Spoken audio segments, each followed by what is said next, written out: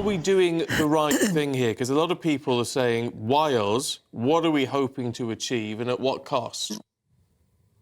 Yes, very important questions. And I think it's critical that the government takes the nation with it as we move into a more kinetic phase, but a limited phase in protecting international shipping. I think the top line is to remind ourselves just how exposed we are, reliant on access to international shipping. 95% of all our imports and exports come by sea. There are some pinch points around the world for which the Suez Canal, the Red Sea, is one of them. And when we're denied access, then that has implications to the UK economy. I don't think that the United Kingdom, indeed America and other nations, had any choice. When the Houthis started not only directing and targeting international shipping, but then turning their sights on the very task force sent to protect that shipping, then it became necessary, indeed inevitable, that there was going to be a limited strike on the Houthi efforts, not just taking out those drones and missiles in the air, but in fact destroying the missile silos as well.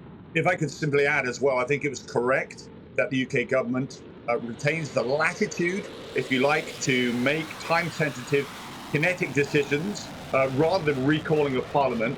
Otherwise, you give warning of your intentions to your adversary, and you could even put those your brave military personnel in danger. The cabinet was informed, as was the leader of the House, the leader of the opposition and the Speaker of the House. This was the correct mechanics, if you like, choreography in how this has played out. But I stress, really important to clarify what the consequences would be of us doing nothing, of us allowing Iran, through its proxy influences, to continue controlling the agenda across the Middle East.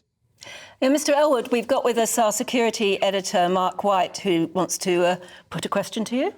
Tobias, good morning. Thanks for joining us. Could I just ask you how concerned you are about the fact that our involvement here had to involve RAF Typhoon aircraft flying 1,700 or so miles from Cyprus with tanker involvement there to get down there, just to get on station. And of course, 1,700 miles back to Cyprus as well. We clearly, with our naval assets at the moment, our frigates and destroyers, don't have a land attack capability. There doesn't appear to be any attack submarines from the UK in that area. And our aircraft carrier is, at the moment, it's a high readiness carrier, but it's in Portsmouth. Could it be deployed? What would you see as a potential way forward here?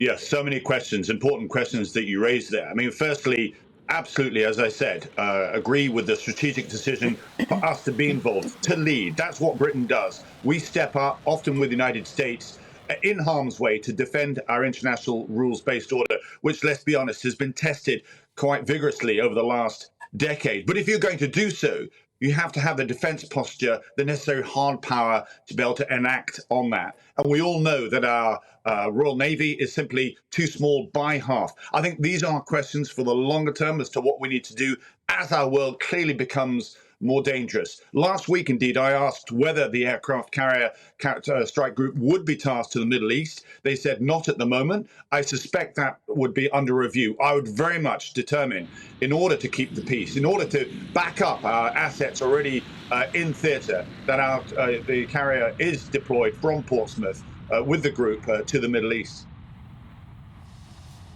How concerned should we be? I mean, about a wider conflict here. I mean, the argument is that this is targeted, this is limited, this will do the job.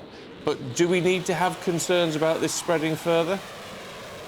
Oh yes, absolutely, and this will be part of the calculation that will be made over the last few days, indeed weeks, as to what will inevitably be the response from the other side. I suspect that last night back channels were working overtime to assure the Arab nations in particular to say this isn't about taking sides. This is about explaining the consequences of doing nothing, of limited action, which is ensuring that we actually defend the right for international shipping. Don't forget, this is all backed now by the UN Security Council Resolution 2722, which allows safe passage and ensures safe passage through international waters. If Britain doesn't step forward, and America, which nations would? I think we're doing absolutely the right thing. But absolutely, we need to take the nation and indeed other nations with us. Yeah, I mean, you said earlier that in these conflicts, and there are many, Brits step up. And I think a lot of our viewers have been in touch and said they're very proud that we do. But how thin can we spread our armed forces at the moment? Do you fear for that? I do, as chair of the Defence Committee, indeed, as a minister in the defence for a number of years. I was very concerned that we've stayed on a peacetime defence budget for too many years, since the end of the Cold War, in fact. And I've stressed every time I go on the media, in fact, our world has entered a very dangerous era of where our competitors, our adversaries are starting to regroup. New alliances across the world are forming to challenge our international order, and the Middle East is just one of them. The West's threshold, if you like, for dealing with these complex conflicts and problems across the world is severely being tested, because, of course, this comes on top of what's going on in the Sudan and the Sahel, in Ukraine as well. And don't forget what China's long-term intentions are too. We can't do that with the size of the armed forces that we have now. You know, the size of our Navy, we're down to 15 frigates and destroyers.